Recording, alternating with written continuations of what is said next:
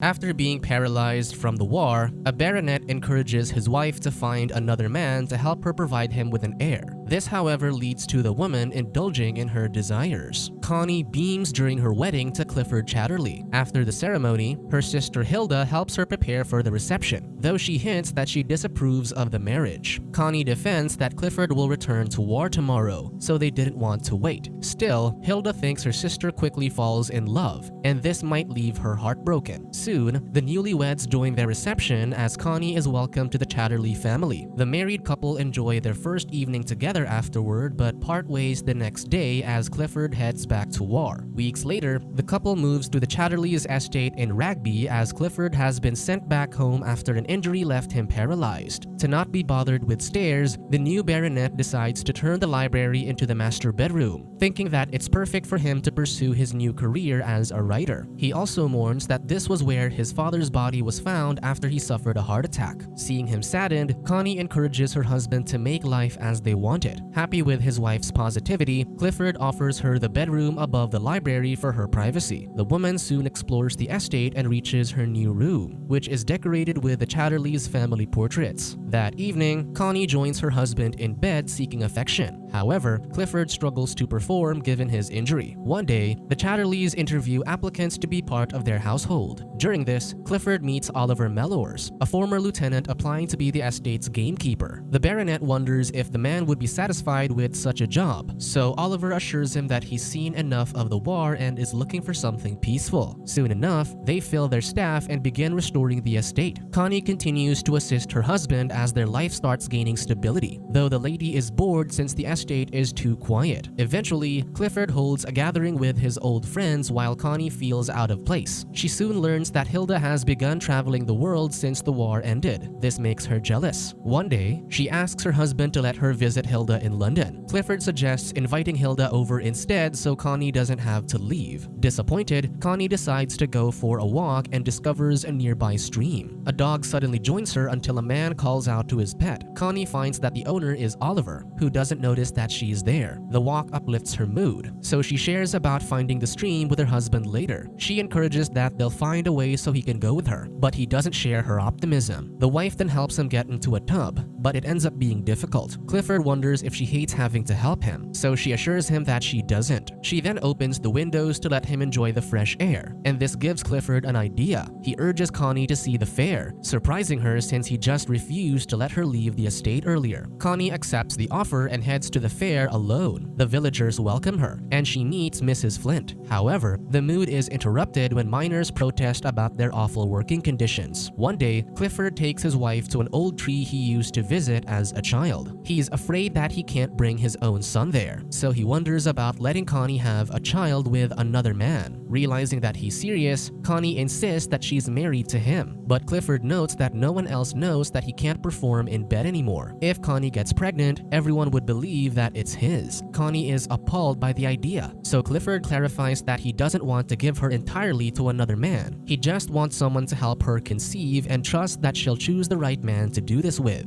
Days later, Clifford notices that Connie won't eat, so she explains that she hasn't been feeling well since he suggested letting her sleep with another man.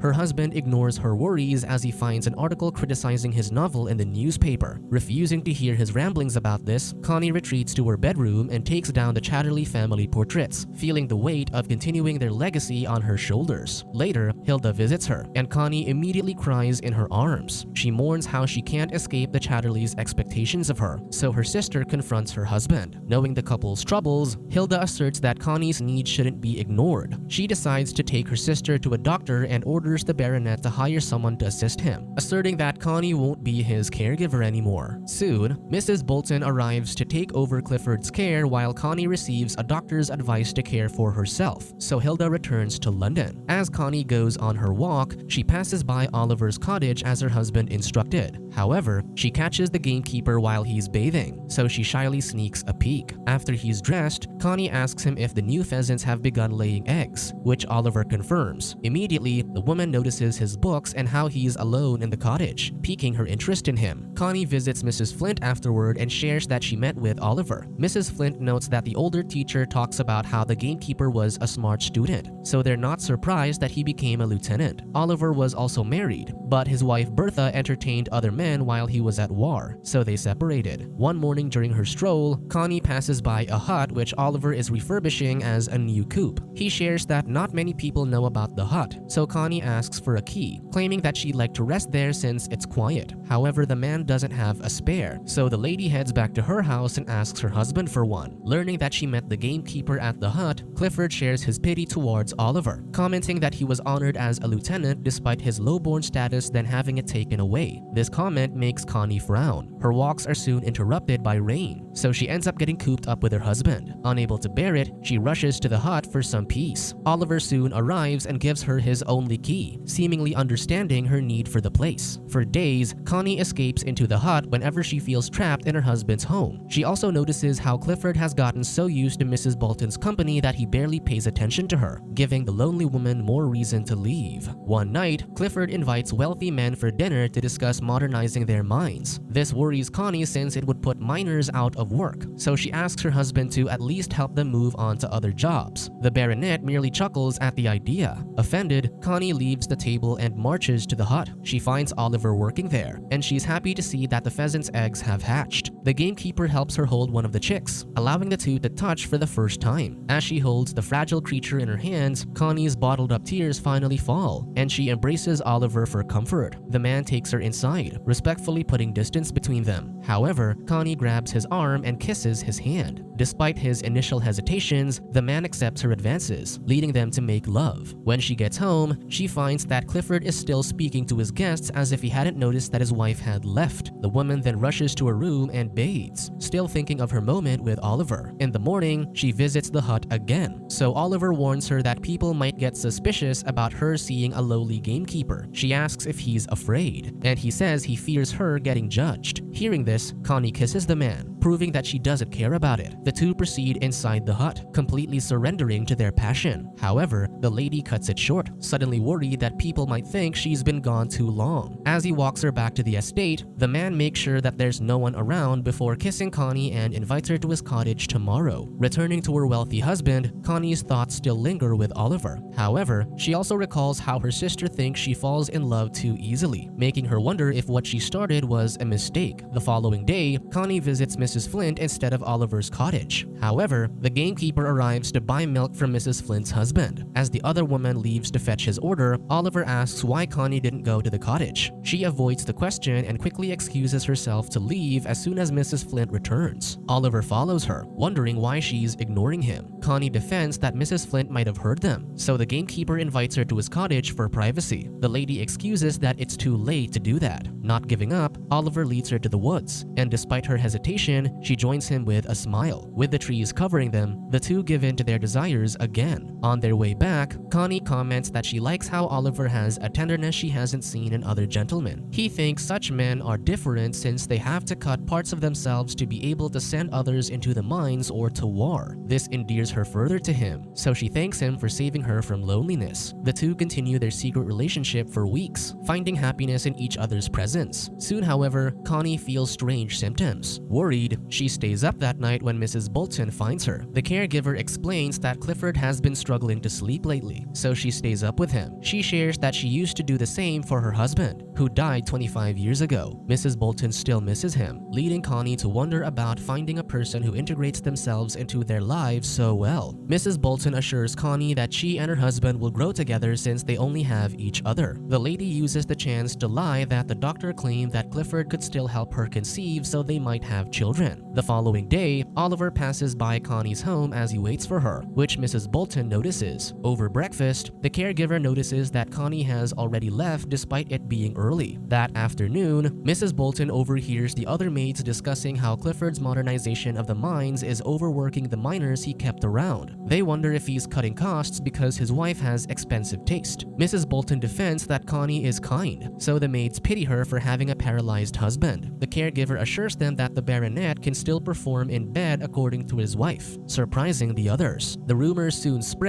that the Chatterleys could still have an heir, and this piques Clifford's interest, so he asks his wife if she's found someone to help her conceive. Nervous, she claims that she hasn't, then changes the topic to her father requesting her and Hilda to go with him to Venice. Later, Connie tells Oliver that Clifford wants her to have a child, and she believes that she is already expecting one. This stuns Oliver, so Connie explains that Clifford wants to raise her child if people believe it's his. To make sure that her husband won't suspect their relationship, she plans to make it seem like she conceived the child while she's in Venice. However, Oliver feels betrayed, thinking that she only started seeing him so she could have a child. With that, he berates the lady until she storms out. On another day, Clifford tells Connie about how his new machines would let him get rid of his miners. This worries his wife, so she warns him that the men will hate him. The baronet thinks they should be grateful since the workers depend on him. Connie points out that he talks about the villagers like animals. Clifford chuckles at this, believing that everyone should accept the roles they have in society, like how he was brought up to be their ruler. Oliver passes by them just as Clifford's new vehicle stalls. The gamekeeper helps, but the baronet refuses, insisting the machine he invested in can do its job. Ultimately, it won't start, so Clifford accepts Oliver's help, though the former lieutenant cuffs from the engine smoke, which sours the baronet's mood further. Because of this, Connie later berates her husband for mocking the gamekeeper's condition, which he'd gotten from the war, like how Clifford became paralyzed. She also despises his lack of sympathy for his workers, disappointed that he's no different from the wealthy who look down on others. One night, Connie visits Oliver and apologizes for hurting him. She clarifies that she didn't sleep with him to get a child, but she actually wanted to be with him. Oliver accepts this, so Connie tells him her plan to convince Clifford that they started the relationship to give him an heir, but they fell in love in the process. This might persuade him to divorce her so she and Oliver can be together. The gamekeeper then reminds her that Bertha refuses to divorce him because she wants his war pension. With this in mind, Connie suggests eloping somewhere no one can judge them. However, Oliver thinks it's cruel to bring a child into a world where men drive others to death to gain more money. To remind him that there are still good things in the world, Connie dances under the rain. Oliver soon joins her, and the two play around as if recalling how freedom feels. Days later, Hilda arrives to fetch Connie for their trip. As she packs, Connie admits to her sister that she's fallen in love. Hilda is excited about this until she finds out that he's their gamekeeper. Connie assures her sister that he's a good man, but Hilda thinks she's just in love with the thrill of being with one of her husband's workers. The sisters soon pretend to leave for their trip but stop by Oliver's cottage for Connie to spend one more night. Meeting the man her sister is in love with, Hilda points out how Connie would be shunned by her peers if they reveal their relationship. He also won't be able to care for her once Clifford fires him for stealing his wife. Connie tries to stop her sister from insulting the man, but Hilda tells Oliver to consider what's best for his beloved before leaving. Connie asks him not to pay attention to Hilda's words, but Oliver realizes that the woman was right. He believes Clifford will fight to keep his wife and potential heir, so things won't be easy for them. The couple decide to put away these thoughts in the meantime as they enjoy their night together.